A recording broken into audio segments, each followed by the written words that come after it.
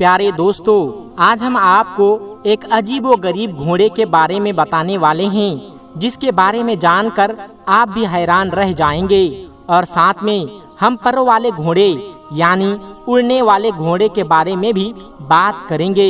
इस वीडियो को आप लाइक करें या ना करें, ये आपकी मर्जी, लेकिन इस वीडियो को आखिर तक जरूर देखते रहिएगा। दोस्तों, गांव का रहने वाला एक आदमी बहुत ही गरीब था। वो गरीब तो था ही, लेकिन सब्र से उसका बहुत गहरा ताल्लुक था। उस गरीब आदमी के पास एक नस्ली घोड़ा था, जिसको देखने के लिए लोग दूर दूर से आया करते थे। उसने अपने घर के करीब एक छोटा सा अस्तबल बना रखा था, यानी घोड़े के लिए एक अस्तबल बना दिया था। ये उसका शौक था और कुछ नहीं, बल्कि एक घोड़ा ही था। वहाँ के बादशाह को जब पता चला कि उनके इलाके में एक आदमी के पास बहुत अच्छा घोड़ा है, जो कि बहुत खूबसूरत है, वो बादशाह भी घोड़े का बहुत शौकीन था। यानी कि उस बादशाह को घोड़े रखने का बहुत शौक था। उसने सोचा कि आला दर्जे के घोड़े को हासिल करना चाहिए। चुनांचे वो बादशाह कुछ आदमियों और सैनिकों के साथ उस गरीब आदमी के पास आया और कहने लगा, ए फकीर, अपने इस घोड़े के बदले मांग, क्या मांगता है? उस गरीब आदमी ने कहा कि मैं माजरत चाहता हूँ। मैंने इस घोड़े को बहुत शौक से पाला है और शौक से पली हुई चीज को कभी बेचा नहीं जाता। तो बादशाह ने उसे कहा कि हम तुम्हें मुंह मांगी कीमत देने को तैयार हैं, लेकिन उस आदमी ने फिर भी माजरत मांग ली। तो फिर बादशाह ने कहा, एक बार गौर कर लें, एक मर्तबा फिर सोच ले, हम तुम्हें इसके बदले में एक रियासत दे दूंगा, तू इसके बदले हमें ये घोड़ा दे दे। लेकिन वो आदमी फिर भी नहीं माना। मामला यहाँ तक जा पहुँचा कि बादशाह ने उसे आधी सल्तनत की पेशकश कर दी। तो गरीब आदमी कहने लगा कि बादशाह सलामत, अगर ये बेचने वाली चीज होती तो मैं आपको पहले ही दे देता, लेकिन इसका कोई मोल नहीं। वो बादशाह एक नेक हुक्मरां था। उसने कहा, अच्छा ठीक है, तुम्हारी मर्जी, अगर तू बेचना नहीं चाहता है तो मत बेच।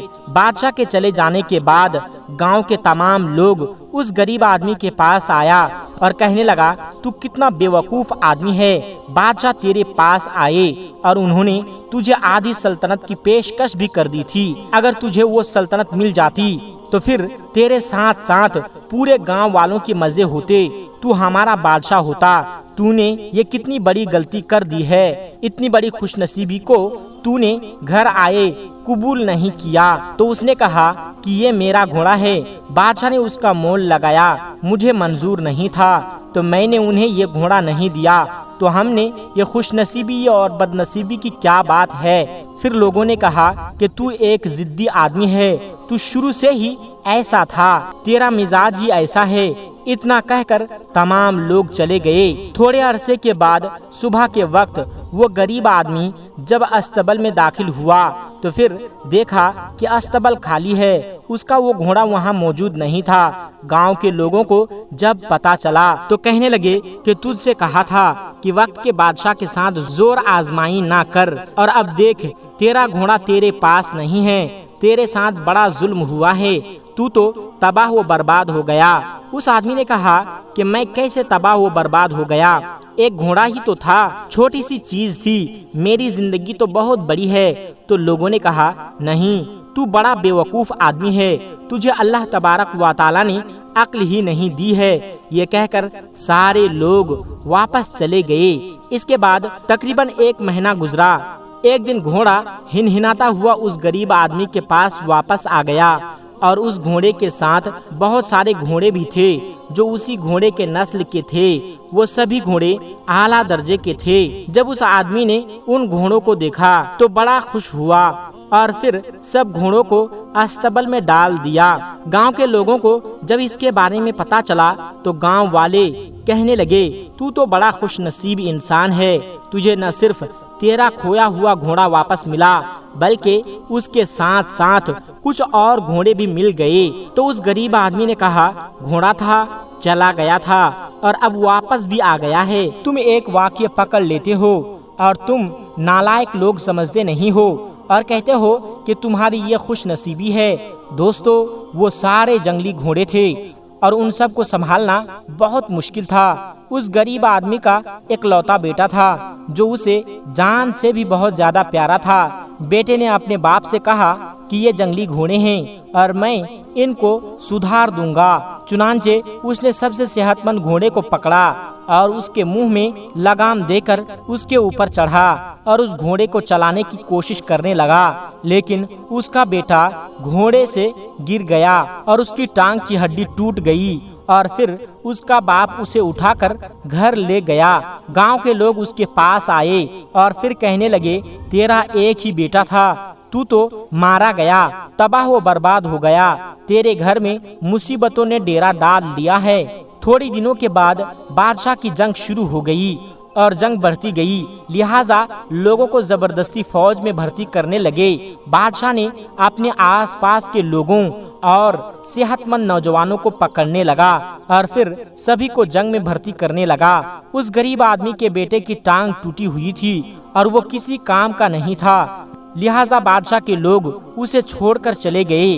گاؤں کے لوگ پھر سے اس کے پاس آئے اور کہنے لگے کہ ہمارے بیٹے ہمیں بہت پیارے تھے، لیکن بادشاہ کے لوگ زبردستی انہیں لے گئے اور فوج میں بھرتی کر دیے۔ تیرا بیٹا تو بچ گیا، تو بڑا خوش نصیب ہے۔